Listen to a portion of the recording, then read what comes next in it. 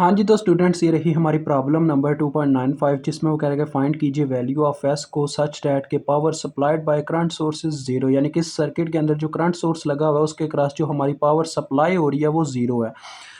तो हमने find out करना है जी वीएस की वैल्यू को। यहाँ पे असल में साफ मुझे दिखाई दे रहा है यहाँ पे ओहम्स लॉ प्लस केसीएल का कंसेप्ट ही लगता हुआ दिखाई दे रहा है और नोड आइडेंटिफाई करने वाला कंसेप्ट है, ठीक है जी।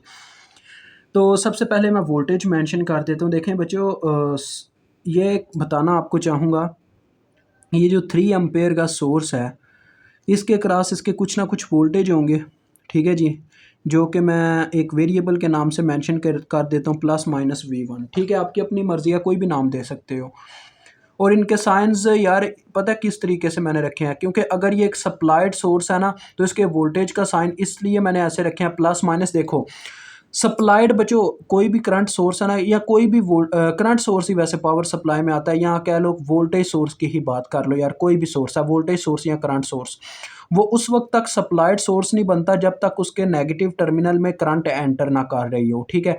अब देखो ये जो करंट है यानी कि वोल्टेज उसके वोल्टेज के नेगेटिव टर्मिनल में एंटर ना कर रही हो अपनी डायरेक्शन के अकॉर्डिंग। अब ये जो करंट है इसकी जो डायरेक्शन है, अकॉर्डिंग टू इट्स डायरेक्शन ये नीचे से ऊपर की तरफ जा रही है, तो मैंने इसीलिए इसका नेगेटिव टर्मिनल नीचे रखा है V1 का और पॉजिटिव टर्मिनल ऊपर रखा है। अब अपनी डायरेक्शन के अकॉर्डिंग ये देखो ऐसे इसके नेगेटिव टर्मिनल में एंटर होके जा रही है, डैट्स वाई अब ये एक सप्लाइड सोर्स कहलाने के काबिल हो चुका है, क्योंकि मैंने इसके वोल्टेज इस तरह से जज किए हैं। तो आपने भी इस चीज़ का ध्यान रखना होता है। उसके बाद बारी मैंने जैसे कि आपको बताया हमें नोड भी आइडेंटिफाई करना होगा, बाद में हम V1 की बात करता हूँ मैं।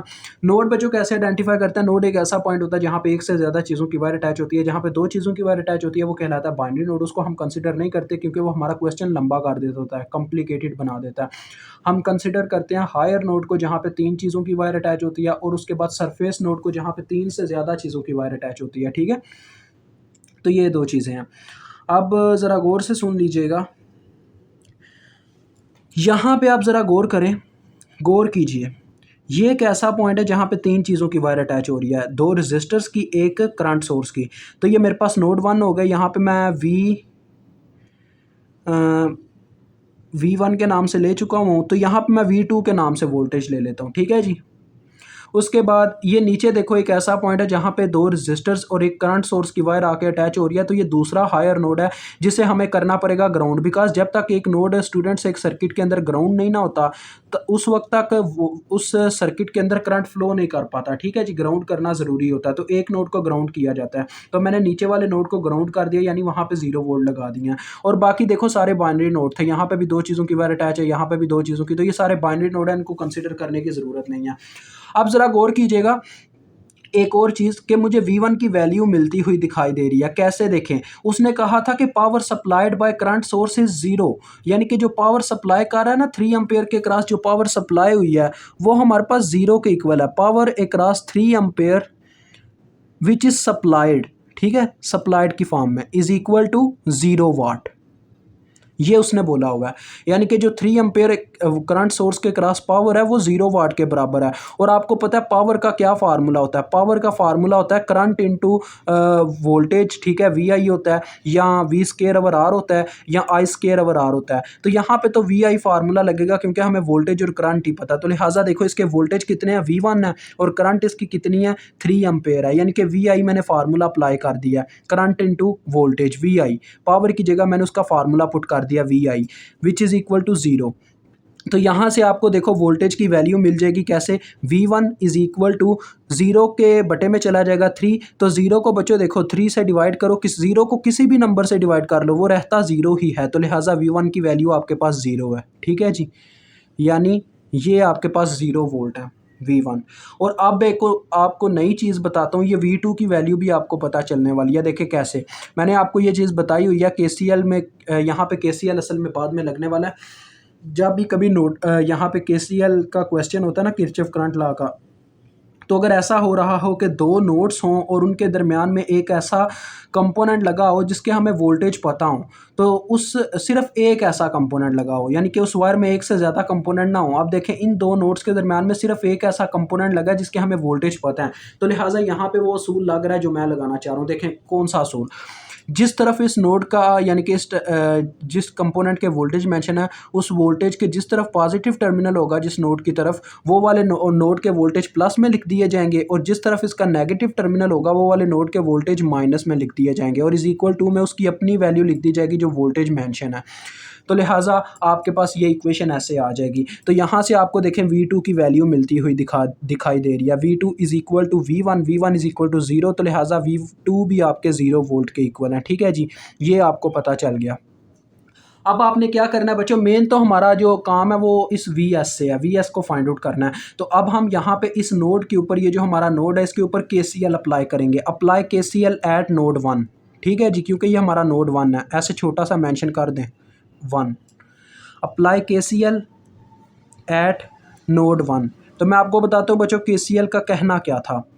KCL का ये कहना था the sum of entering currents is equal to sum of leaving currents, यानी KCL कहता था कि एक नोड के अंदर जितना करंट एंटर करता है उतना ही लीव करता है। ठीक है जी, तो हम हमेशा इज इक्वल टू की एक साइड पे एंटरिंग करंट्स लिखते हैं, एक साइड पे लिविंग करंट्स लिखते हैं। तो मैं हमेशा लेफ्ट हैंड साइड पे लिविंग करंट्स लिखता हूँ और राइट हैंड साइड पे एंटरिंग करंट्स लिखता हूँ। अब इस नोड के घेरे में जितनी वायर्स आ रही है ना, हमने उन सब की करंट लिखनी है। जिस वायर की हमें करंट का नहीं पता होता, यानी कि उस वायर के अंदर करंट मेंशन नहीं होती, करंट सोर्स नहीं होता, हम उसके ऊपर Ohm's law by using leaving current formula, उसका फार्मूला लिखते होते हैं। वो मैं आपको यहाँ पे लिखना सिखा दूंगा। ठीक है, देखें सबसे पहले मैं इस वायर से स्टार्ट करता हूँ। मुझे इस वायर की देखें करंट का नहीं पता, क्योंकि इसमें रजिस्टर और वोल्टेज सोर्सेज वगैरह लगे हुए हैं, इसकी करंट मेंशन नहीं है। जैसे इस वायर की साफ सुथरी यहाँ पे देखो करंट मेंशन है कि ये एक करंट है जो एंटर कर रही है, और लेकिन इस वायर की बात करूँ तो इसकी मुझे करंट का पता ही नहीं है। तो पता है यहाँ पे क्या करोगे आप, लिविंग करंट फार्मूला लगाओगे। अभी आपके सामने लगाता हूँ, देखिएगा आपको भी समझ आ जाएगी। लिविंग करंट फार्मूला होता क्या है,